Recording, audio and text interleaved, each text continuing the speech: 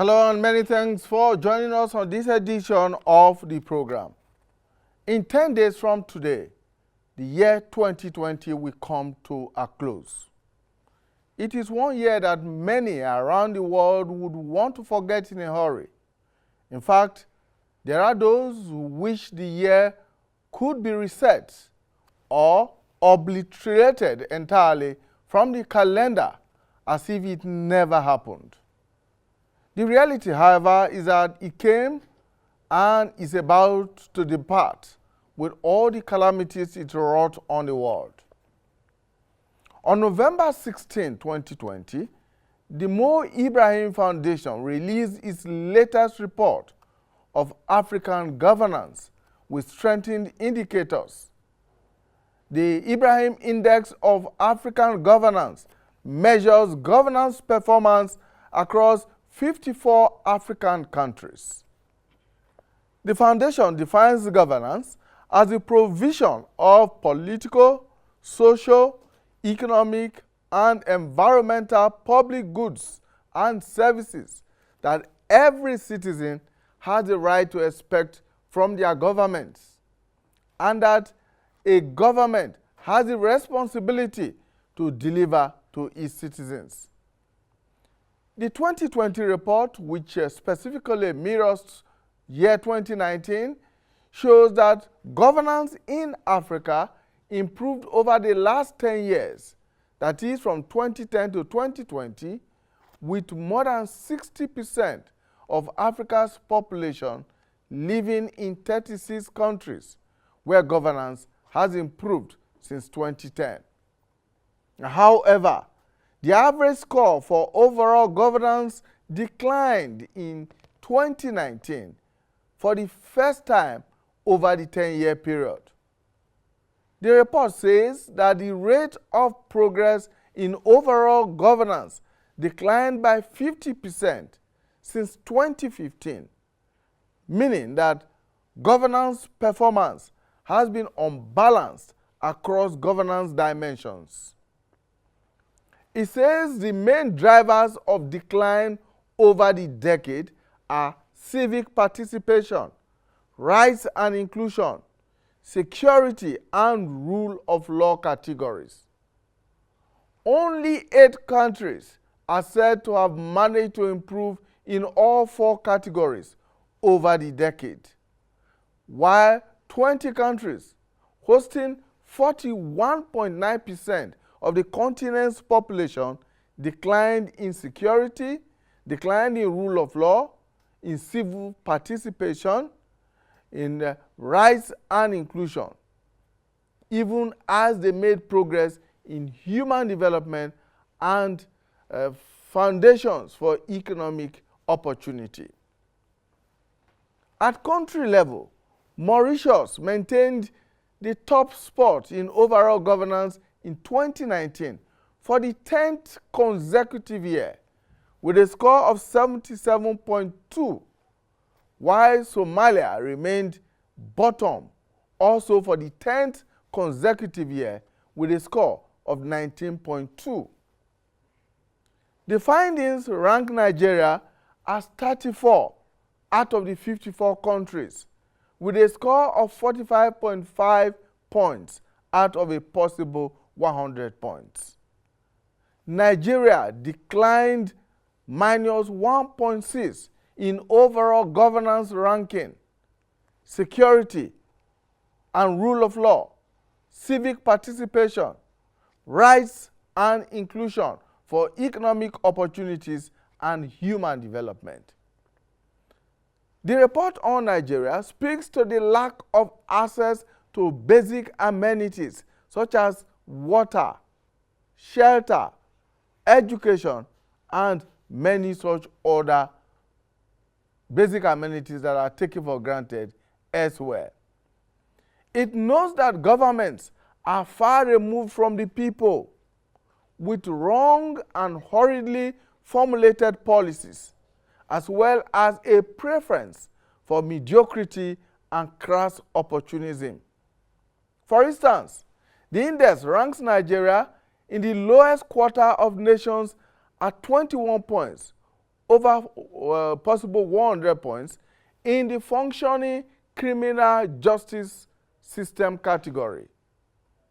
It ranks Nigeria 25 points in political party financing, 30 points in disclosures of financial information, 35 points in law enforcement, and 32 points in the area of equal political power.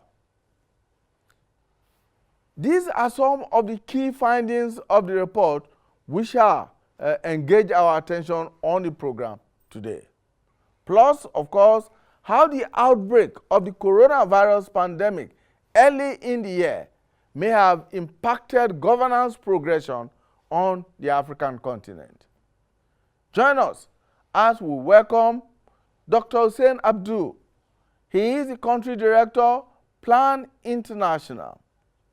He will be joined by Benro Olajuigbe, a governance specialist, and Idayat Hassan of the Center for Democracy and Development, CDD. We will launch into our discussion right after now. We are focusing on Africa's governance challenges using the Mo Ibrahim Foundation Index for 2020.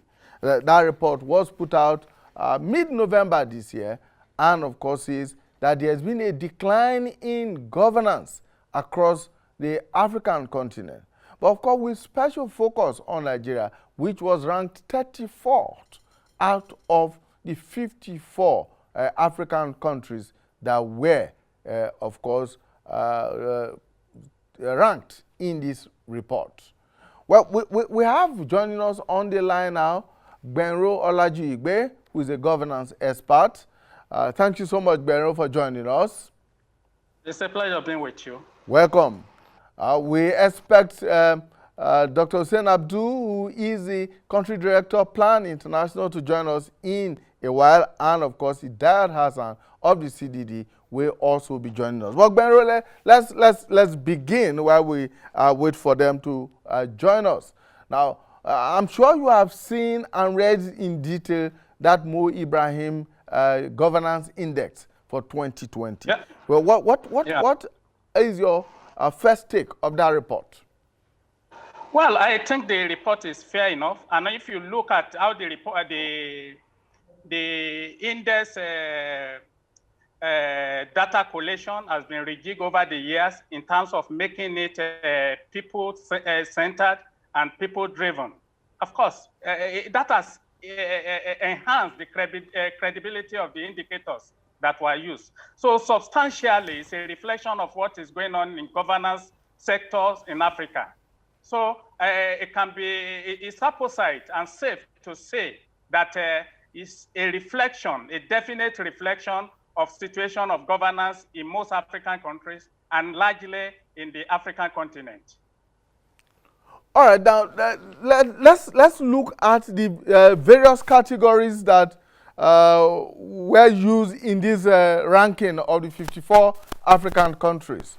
Of course, those categories differ from country to country in terms of performance. Participation, civic participation, for instance, human resource development, and then, of course, you also have the whole issue of rule of law, human rights, and, of course, there is also that aspect of it that deals with the economic opportunities that are available to citizens across the continent. Yeah, the four cardinal indicators, security and rule of law, in the area of participation, rights and inclusion, in the areas of economic opportunities and human development. They are germane things that could be used to capture performance of governance, especially when you are looking at how those who have duty has been delivering on economic, social, political, and environment services and goods that they are elected or put in place to perform.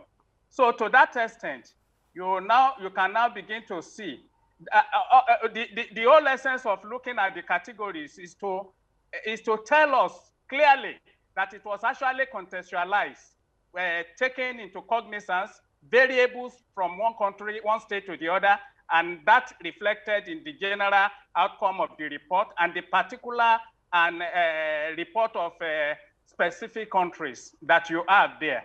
So it's credible to that extent, and you won't even doubt the result or the report if you have looked at the qualities of leaders we have been having in Africa, particularly in the last few years, in terms of how they emerge, in terms of electoral process, in terms of politics and politicking.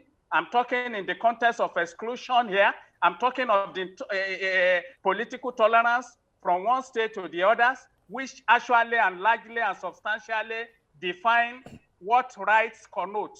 And of course, invariably, where this, where you have economic opportunity shrinking across board, you find out that it's a clear opportunity for crisis and conflict to equally thrive.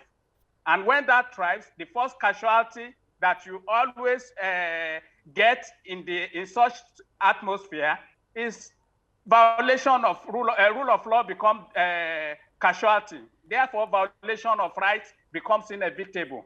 And this has reflected in the quantum of development that African have actually achieved, which was recorded to have declined, particularly in 2019. And also, the improvement they are talking of, even from 2010, we should contextualize that. The scale is not a global scale. It's a comparative scale that is rooted in the opinions of the people who are expected to assess these economic, social, political, and environment services and goods. All right. Dr. Hussein Abdul has joined us now. Thank you so much for your time, Dr. Abdul. How serious should Africans take the Mo Ibrahim Governance Index?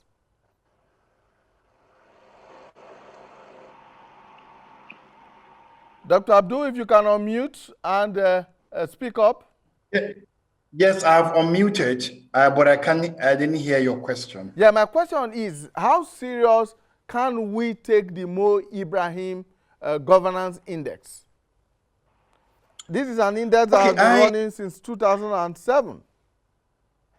Yes, Mo Ibrahim Index is one of the indexes that tries to understand the character of social and economic development in Africa. And I think in particular, Mo Ibrahim was more concerned about how governance actually affects development. And that's why the indexing largely looked at governance issues. What we have seen across board over the years is around indexing largely focusing on economic issues, and particularly when the UNDP came up with the Human Development Index. And there are limited indexing that actually have to do with governance. Of course, there are other organizations that probably focusing on human rights and even countries as well. And then there are those that are also looking at crisis, the nature of crisis in country. But I think what Mo Ibrahim tries to do is to have a very much more encapsulating structure that reflects major issues around governance, particularly issues of safety and rule of law, participation in human rights, sustainable economic opportunity, and human development. So if you look at Mo Ibrahim indexing across the four major categories, you will see it reflecting a particular global trends of indexing. But one interesting part of the Mo Ibrahim indexing is the fact that it's actually African and largely African driven. So it's the only major international indexing process that is largely African driven. Yes, we have seen some structured indexing process like the African Economic Commission, which also is a UN agency to a very large extent. So I think Mo Ibrahim decisions to focus on Africa and using certain African peculiarities to examine the dynamics of its growth and the governance structure for me, made it more compelling for anyone who tries to understand the character of governance and development in Africa. Beyond that, again, if you check the nature of reporting, it's slightly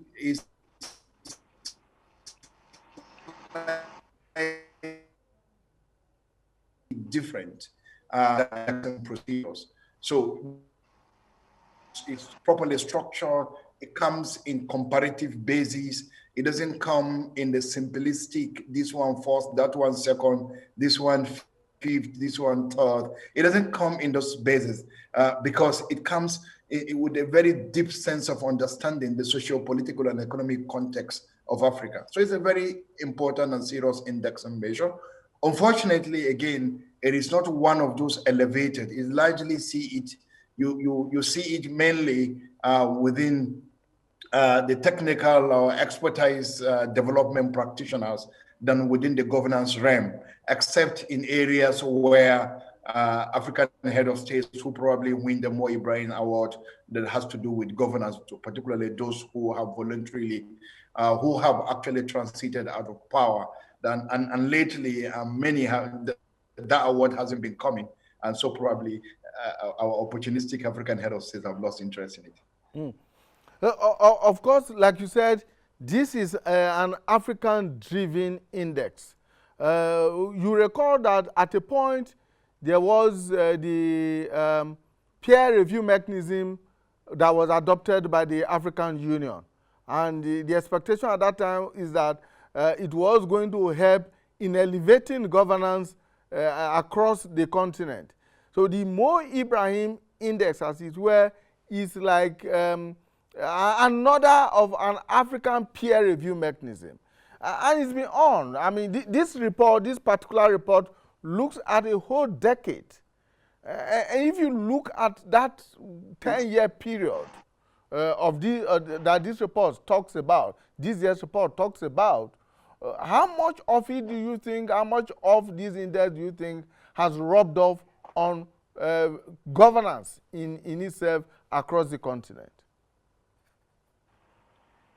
I think what this particular report, and it's significantly different from the previous report, what this report tries to do is to look at other measures that are trying to support governance in Africa, and particularly using Africans' own parameter to explain African governance and development challenges.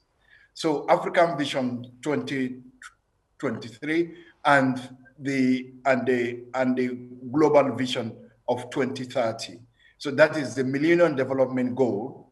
The Sustainable Development Goal and the Africans' own self-designed commitment for 50 years. And he's saying that let's look at the last decade and see what progress have been made despite these two major commitments. And he tries to look at, there's a very huge overlaps between these two, one global commitment and one continental commitment. And there are huge overlaps in terms of governance and sustainable development concern. And what we are getting from there is that, look, even though we have probably made some gains in some area, particularly around education, but on the overall, Africa has not made any significant progress.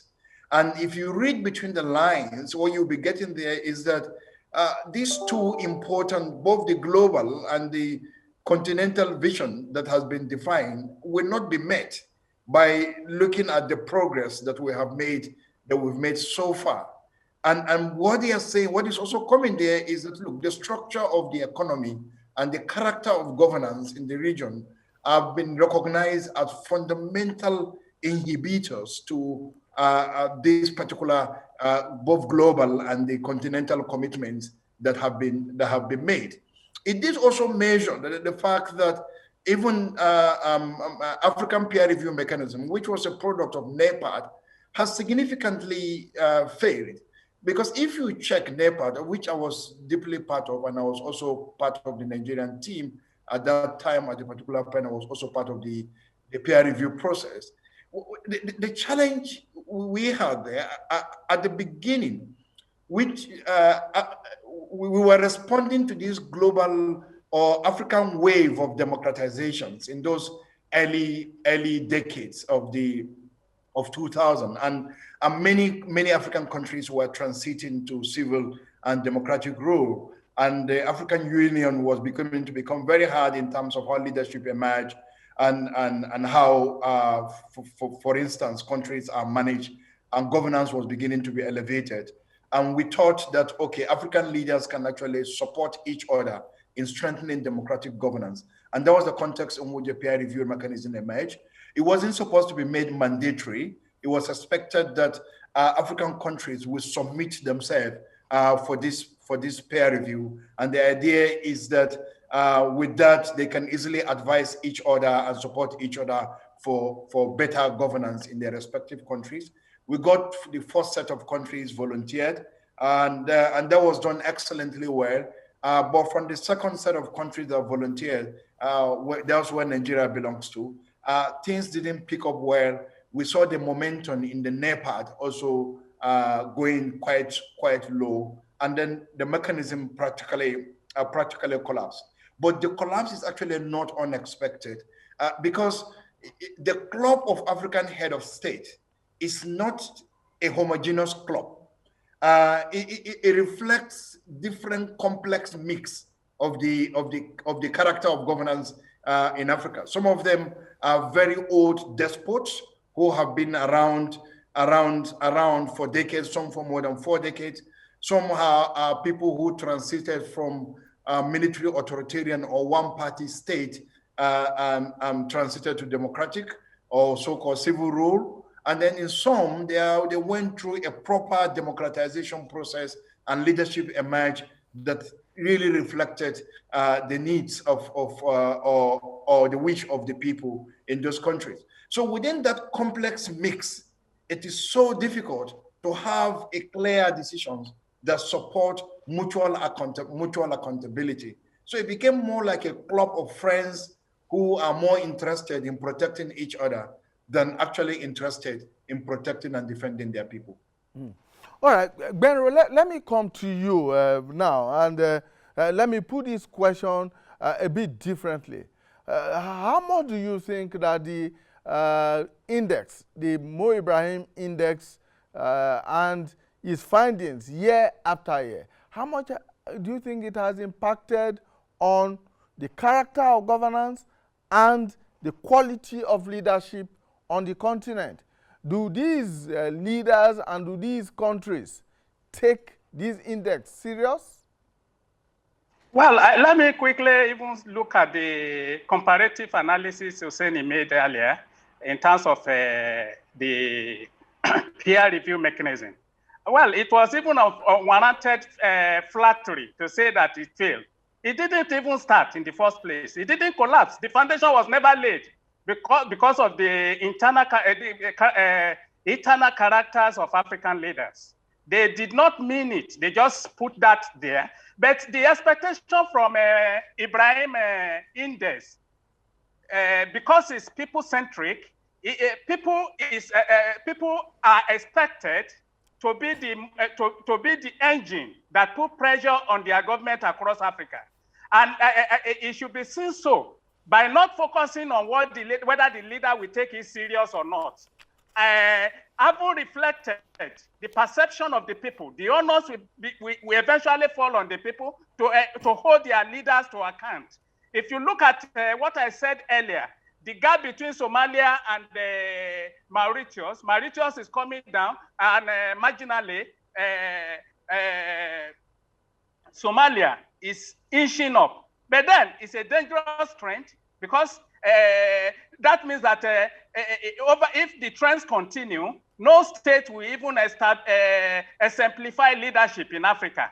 And if that happens, that will create a very huge set spot for violation of rights, for crisis to thrive, and of course, for economy to further be decimated across the state of Africa. So what I will take from the Mo Ibrahim Index is that since it's people-driven, since it's people-focused, people should own it, because aristocracy of African leaders is not likely to change. It's getting worse. Of course, you can see the quality of education that is coming up across the states in Africa. We might say we have improved in the areas of human capital. The fact is that human capital is not about education alone. It's about health. It's about creating opportunity, particularly for the young one. And we are not getting that across board. In fact, very few states prioritize such areas. In terms of education, education means nothing if it's not functionally applied. Application of it, engagement of youth that will actually impact positively on other areas of the index is required to trigger African development. And as long as people fail to hold that responsibility that leaders have abdicated, we continue to move, the vicious cycle of failure will continue in Africa. So I think the message I will say we should take away from the Ibrahim Index of African governance is, I think it should not be restricted to whether the leaders will take it or not, or use it to adjust performance or not, but rather to use it to engage the people who are the central beneficiaries of what the index described as delivery of public, social, economic, and environmental services and goods. So I think people should be prioritized, people should own it. I will advise even the foundation to begin to remove focus, much more focus from African leader beyond the areas of insulating the index from political incursion. They should focus on government. That means that possibly the foundation should be looking at how it will be funding advocacy. You'll be looking at how it will be funding the critical mass of Africa to begin to consciously engage leadership in Africa, leaders in each state of Africa, and as a matter of fact, own democracy and own the processes that contribute and factors and issues that contribute to good governance.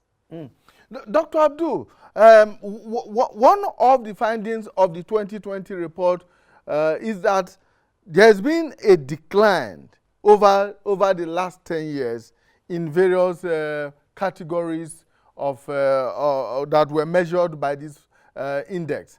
And one of the things it talks about is one of the drivers of the decline, he says, is civic participation, rights, and inclusion. Now, over these last 10 years, more and more African countries appear to have transited from other forms of government to democratic or civil governance, as it were. Yet, this report talks about a decline in civic participation, in rights, and inclusion. Dr. Abdul? Yeah, Mike. This is a very important issue, and it's a very big paradox. It reflects the paradox of our democracy, where democracy is not guaranteeing participation. And you don't necessarily need to go very far to explain this, even if you try to explain it within the context of Nigeria, our own immediate environment and country. The further we go in our democracy trajectory, the lesser you are seeing participation, and the less you are actually seeing various basic principles of democracy. And that's what we have seen. So we have actually seen what we call electoral rationalization of dictatorship. So in the past, you have military coups or one-party state, elections are not held, or when they are held, they are blatantly rigged. And it is very easy to characterize such government. But increasingly, we are having regular elections across many African countries, but civic participation is actually reducing. The basic tenets of even democracy is deeply undermined. So take Uganda is one country in focus at the moment. And we can all monitor, and we are seeing what is actually happening in Uganda in relations to electoral politics, in that place. We just finished our elections a few years, just about a year or so back, and we all also experienced what happened in that context. There are several examples. Yes, of course, I know a lot of people, we are quick to celebrate Ghana, and Nigerians are really very happy to do that, and I join them in saying it. But again, if you don't read Nigerians writing, and you read Ghanaians' reviews of the elections in Ghana, you also raise, Ghana is a shining light in that general context. But when you also read what is coming up from Ghanaians in terms of their understanding of what happened during the elections and the way it was managed, also raises a very important, significant questions. We've seen, look at Rwanda, recovering from years of almost a whole year of genocide, and recovering and becoming a very good example of leadership in the region. And we are also seeing how that character of leadership is also undermining the basic principles of democratic governance. So civic participation is shrinking significantly, and it's a very big paradox.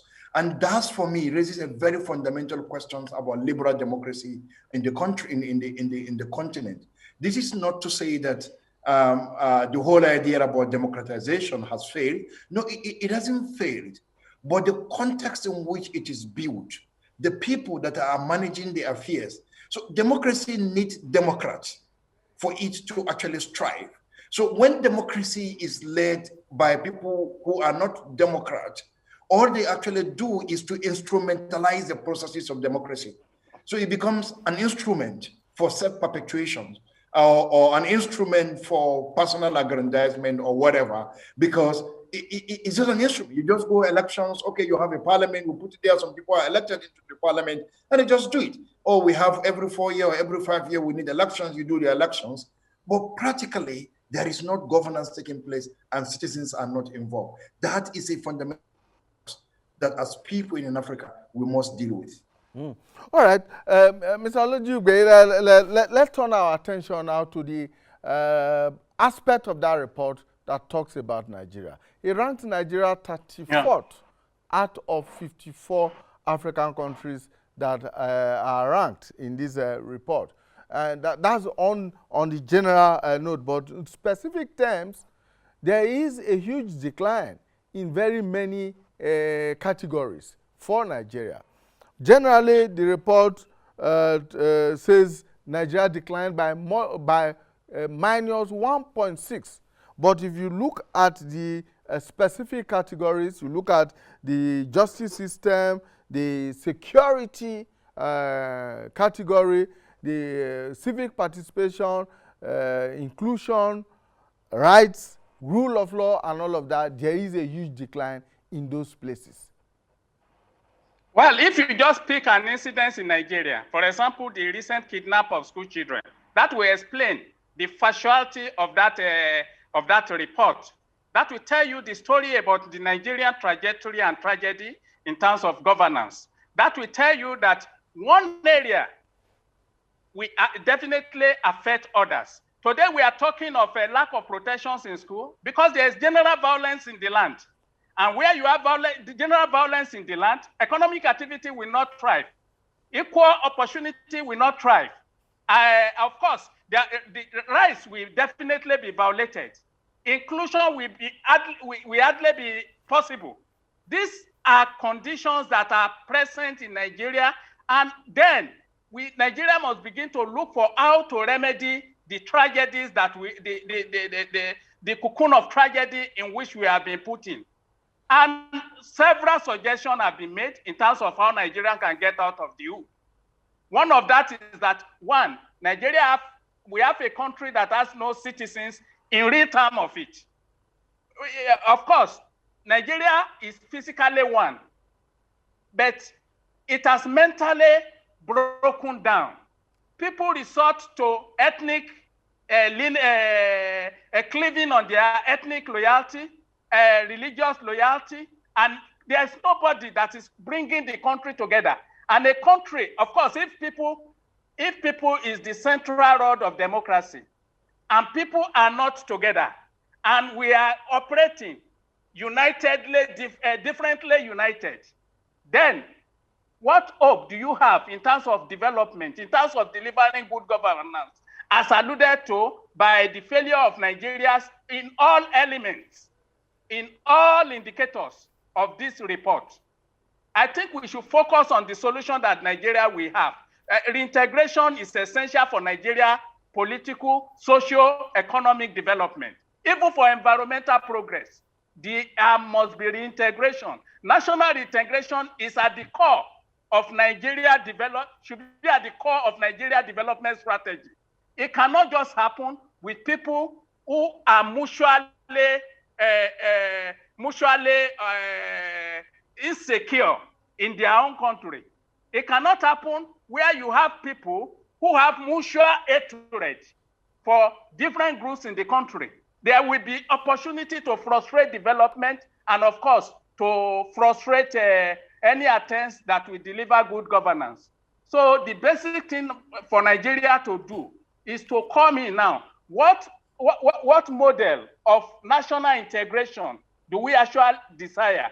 Because without this foundation, that is the opportunity for progress. That is the opportunity we have for development in Nigeria. As long as we don't do that, we will just be prevaricating, talking, and from generation to generation, we will be handing over insecurity. You can see now, this government will compare itself with the other in terms of under whose citizens die most. So is that how we are going to continue as a country? Is that the comparative analysis governance that is expected to deliver all the cardinal objectives of this index? Is diverting attentions on the failures of other governments preceding it? So I think the solution for Nigeria, look for model for national reintegration. Every other thing, whether economic progress, whether political progress, whether inclusion, whether you call it economic opportunities, will begin to fall in line. So I think it's how to save the country is paramount. The country is consciously disintegrating. The country is consciously becoming extremely fragile. It's becoming a country that cannot sustain whether protection or good governance to the people that aggregated within the boundaries and geography called Nigeria. So that should be the focus of Nigeria. And Mo Ibrahim, this index is not saying new thing. Global index, global clock, poverty clock, has alluded to this. What he's saying, global terrorism index alluded to this same thing. So there is no significant difference in what Ibrahim Index is telling us and what other global instruments for measuring progress, whether in conflict, whether in a fragility, measuring fragility of state, is telling us. And this remains the foundation of progressive development. As long as we don't get that foundation correct, it doesn't matter how we want to patch it, how we want to do it, Nigeria is stuck. And we just hope that the citizens and people of Nigeria will appreciate this and collectively come together to save Nigeria while it can still be safe. It's not about data alone. It's about reality on the street of Nigeria, reality on the street of, on the roads of Kaduna to Abuja, realities on the road from Damboa to Maiduguri, realities on the roads from Akure to Okene. Those are realities of Nigeria. And we must work to achieve that, moving beyond data to save a country that is almost collapsing on every one of us. All right. Dr. Abdul, let me turn to you and to look at the Nigerian report itself. It says, and I want to paraphrase there, that governments are far removed from the people with wrong and hurriedly formulated policies, as well as a preference for mediocrity and crass opportunism. And the report speaks to the lack of access to very basic amenities in Nigeria. For you, is this a correct reading of the situation in Nigeria in the past 5 years, in the past 10 years? Yeah, I think it's a correct reading of Nigeria, not even in the past 10 years, but probably also in the since the history, since 1960, or even all through the colonial time.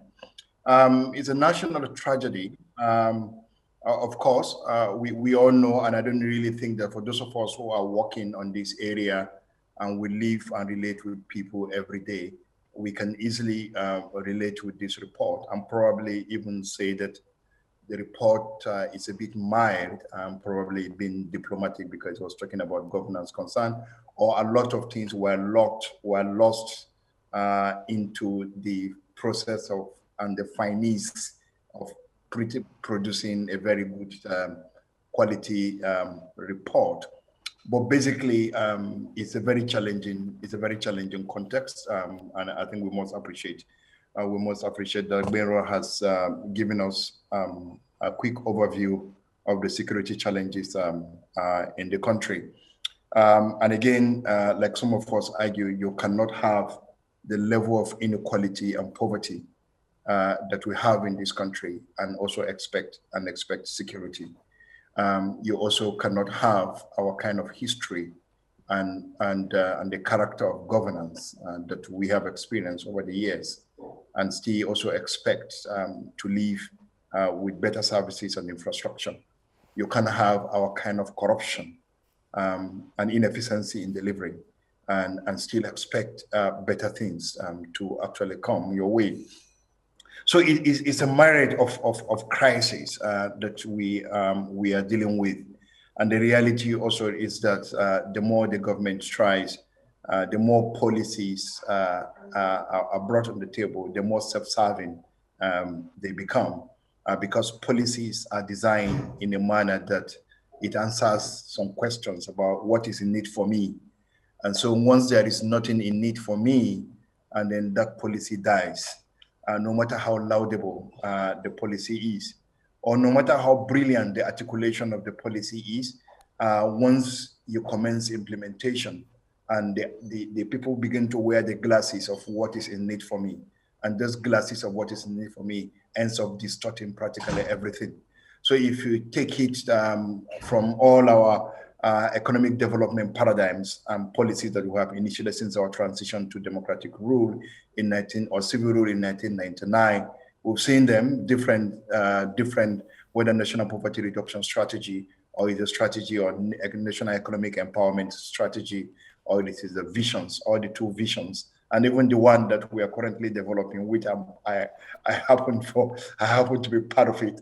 It's just unbelievable that at the end of the day, they are more exclusionary than actually inclusive. And therefore, policies are becoming a bit far away from people. And sometimes they are designed for patronage distribution. So you do them, they look very laudable on paper, but the process of implementations are more around distributions of patronage, or whether political or personal patronages. And like we have seen with some of the poverty reduction measures that we are seeing, even with this particular government, that distributions and access to such things based on certain structural mechanism that ends up being self-serving. So, and we have seen them even with the previous ones. It's the same thing. And what worries me as somebody who has been working on poverty in this country for a number of years is that you still have the same beneficiaries of poverty reductions, the same people who have been benefiting since the year 2000, 2001 are still the ones benefiting up to today. Their poverty has not ended.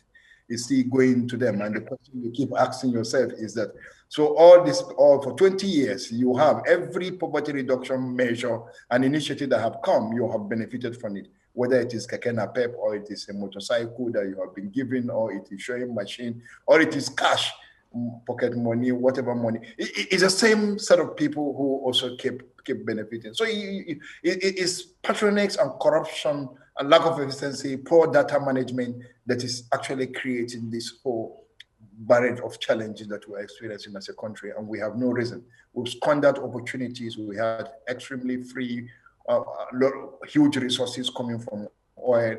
The economy was growing at 7% because as a result of that oil there. We're not thinking with our heads, we're rather thinking with our feet. So it's just a crisis. And I actually wish, like Ben said, I actually wish that we can, as a people, come together and begin to deal with some of those realities.